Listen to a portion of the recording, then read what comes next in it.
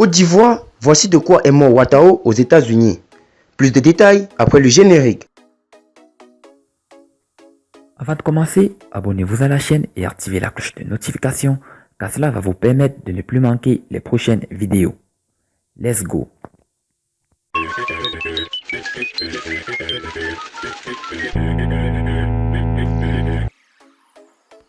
De quoi est mort le colonel Ouattara? L'ex-chef de guerre de la rébellion des forces nouvelles a tiré sa révérence dans la nuit du dimanche 5 janvier 2019.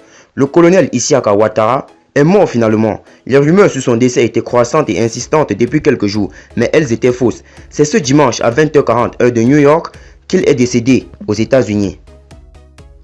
La fin de ce militaire surmédiatisé de 53 ans est un coup dur pour l'ex-rébellion des forces nouvelles de Guillaume Soro qui vit des heures difficiles face au pouvoir RHDP d'Alassane Ouattara.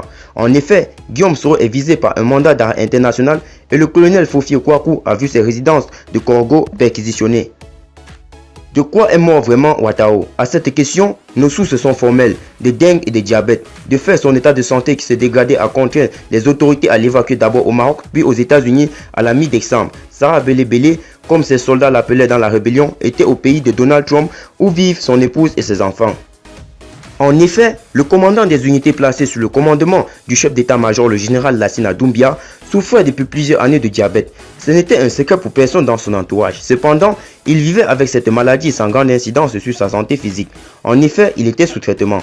Mais un fait nouveau est venu détériorer son état de santé et cela a suscité de nombreuses polémiques. Certains ont même évoqué la possibilité d'un empoisonnement, une rumeur têtue qui court depuis plusieurs années en Côte d'Ivoire sans qu'elle n'ait jamais été étayée par des faits indéniables. Ce fait nouveau est la maladie de la dengue.